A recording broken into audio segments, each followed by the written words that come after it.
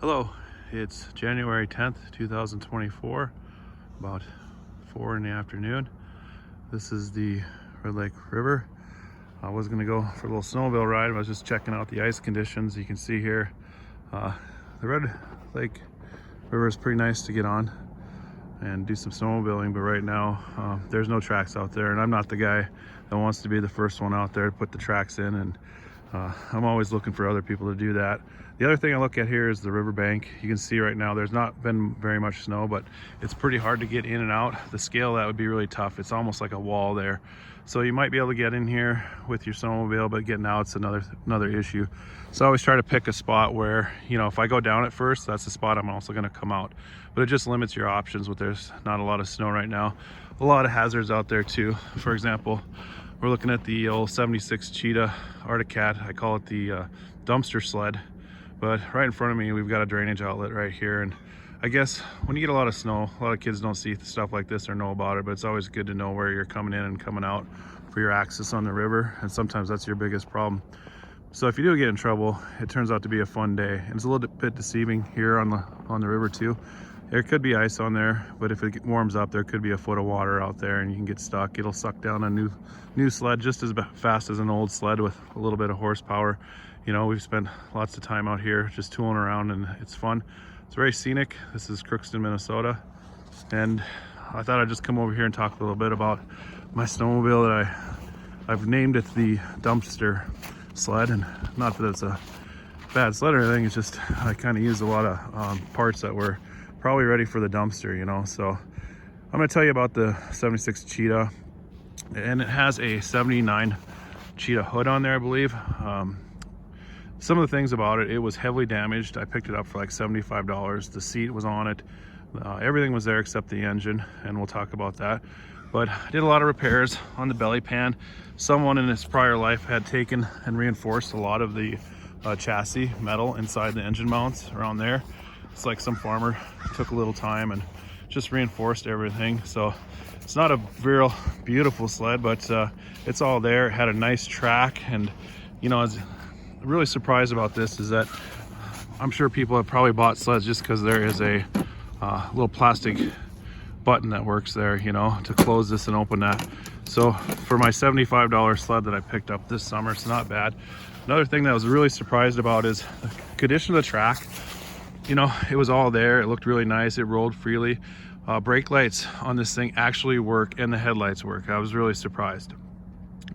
I don't think I've had an older Arctic Cat that had tail lights working and headlights working, and even the brake light works on there. So I didn't do much to it. I just plugged it in.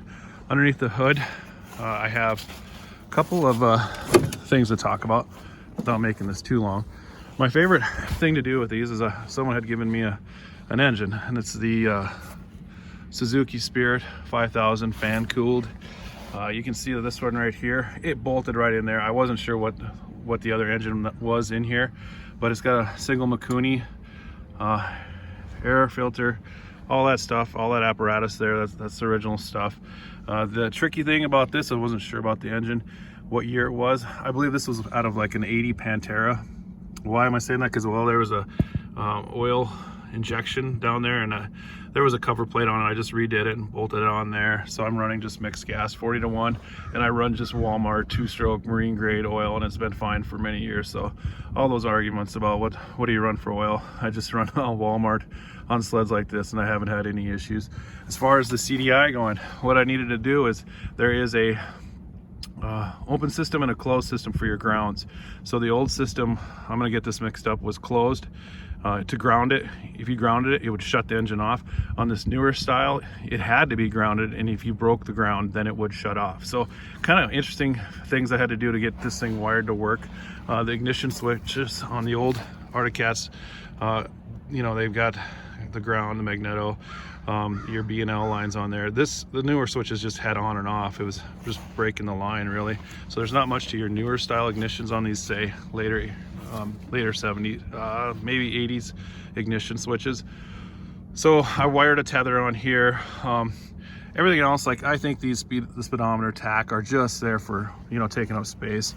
I did fix the speedometer cable, and this one's showing for mileage like 7,550 miles.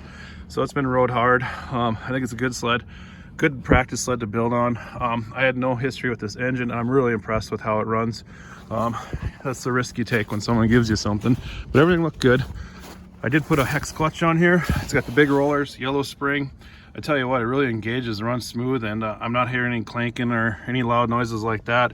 I've rebuilt a couple of these clutches. They're fun, they're not too hard. I did have some newer components, some ramps. I think the 290s, 294s for the big rollers need the big ramps. You can't mix and match those. The exhaust here, on those newer ones, they have a huge exhaust out the front. This style is still compact in the front. The hardest thing to find was that Y manifold right there. I looked at a lot of sleds trying to find the right one, and finally got it, but it hooks up nice, bolts right in. The cover plate's kind of a pain in the ass, but here we are. It's got the newer style chain case, clutch, everything. There's my belt. That came in, it was in the bottom of the sled underneath a bunch of leaves and stuff. When I put it on, it works great. Cleaned things up a little bit, but other than that, I didn't do a whole lot. I mean, I did put some studs on the track. I've got these old skis, they're worn out, they're shock. Someone put some reinforcement along the sides. And guys, I tell you what, it's a fun sled. Of all my adventures that I work on here, this is probably the fastest one, and it starts pretty easy too. So anytime you can, pick something up reasonable and use your parts to get it back together, that's a lot of fun. I mean, it's easy on your wallet too. Custom. I always like telling people this thing's got custom window trim. I made this out of my sewing material. I got some vinyl rolled edging, and then I've got some just vinyl. It was leather. I made a strip, and it's you can kind of see how it works, but the old plastic was cracked up, and I wasn't going to spend a lot of money trying to find something that was going to work. So here it is, the 76 Cheetah dumpster / 79 hood / custom Arctic Cat with the custom windshield trim. I would say that's my added touch to it, guys. So have fun, enjoy snowmobiling this year. Be safe on the ice. The river here is not ready. Still be safe. Getting in and out of the river is the biggest thing if you do get down there. So guys, have fun 2024. Take care.